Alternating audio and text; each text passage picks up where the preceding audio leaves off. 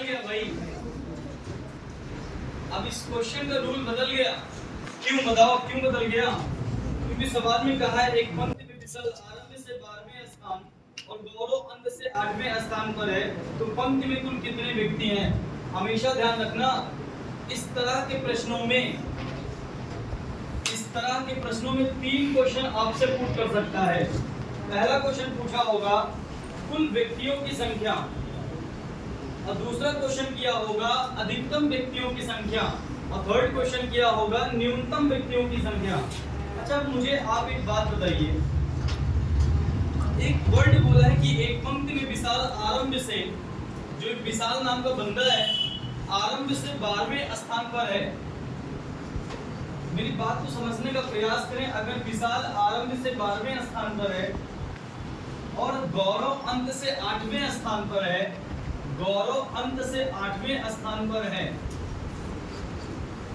अगर गौरव नाम का बंदा अंत से 8वें स्थान पर है और यहाँ पर विशाल नाम का बंदा आरंभ से 12वें स्थान पर है, और बीच में कितने लोग हैं मेरे को नहीं पता भाई, बीच में कितने लोग हैं मेरे को नहीं पता। अच्छा एक बात बताओ, आप सभी लोग बताओ, दिमाग लगाओ। अगर मैं तुम्हें कह दूं एकदम सिंपल वे में जाओ, कोई फार्मूला लगाने की जरूरत नहीं है, दिमाग लगाओ बस। अगर मैं बोल दूं कि विशाल नाम का बंदा स्टार्टिंग से 12वें स्थान पर बैठा है और गौरव नाम का बंदा लास्ट से 8वें स्थान पर बैठा है, और मैं तुमसे ये ना बताऊं बीच में कितने बच्चे बैठे हैं, है किसी में ताकत जो बता देगा? पहला सवाल कुल व्यक्तियों की संख्या, दूसरा सवाल कुल कितने व्यक्ति बीच में बैठे हैं, तीसरा सवाल न्यूनतम व्यक्तियों की संख्या। कोई नहीं बता सकता भाई, दिमाग लगाओ। कोई बता सकता है क्या? कोई बता सकता है? अगर इस बेंच पर 10 लड़कियां बैठी हूं और मैं तुम्हें बता दूं कि ये वाली आरती नाम की बच्ची इस बेंच पर पहले नंबर पर बैठी है आरंभ से, और ये वाली बच्ची अंत से इस नंबर पर बैठी है, और मैं बीच वाली बच्चियों के बारे में कोई डिस्कशन ही नहीं करूं, तो कोई बता सकता है क्या अधिकतम व्यक्तियों की संख्या? कोई बता सकता है क्या न्यूनतम व्यक्तियों की संख्या? कोई बता सकता है क्या कुल व्यक्तियों की संख्या? बड़े खतरनाक क्वेश्चन है। तो जो इनमें पहला क्वेश्चन पूछा गया था कुल व्यक्तियों की संख्या, सीधा आप आंसर दे देना CND, कैन नॉट डिटरमाइन, हम ज्ञात नहीं कर सकते।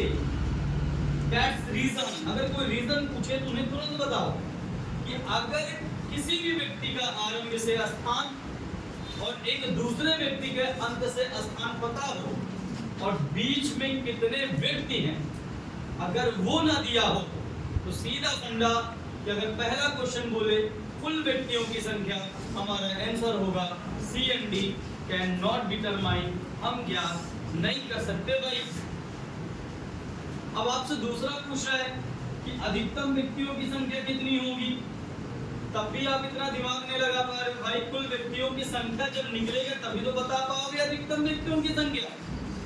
जब आप गिनोगे कि हमारे इस रो में 10 व्यक्ति हैं, तो वही तो है अधिकतम व्यक्तियों की संख्या 10, क्योंकि कुल व्यक्तियों की संख्या ही कहलाती है अधिकतम व्यक्तियों की संख्या।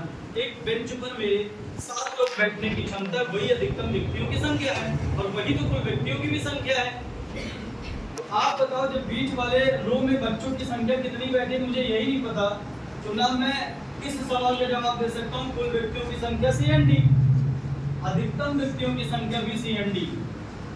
लेकिन मेरे भाई, अगर आपसे एक बात करें न्यूनतम, मिनिमम की, मिनिमम का आप आंसर दे सकते हो, और कौन सा आंसर होगा?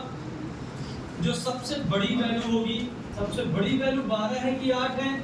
सबसे बड़ी वैल्यू 12 है। सबसे बड़ी, न्यूनतम पूछेगा ना तो सबसे बड़ी वाली वैल्यू आप आंसर दे देना, तो बोल देना न्यूनतम 12 बच्चा बैठ सकता है, न्यूनतम 12 बच्चा बैठ सकता है, इससे ज्यादा नहीं। समझ में आएगी? चलिए लिख लीजिए।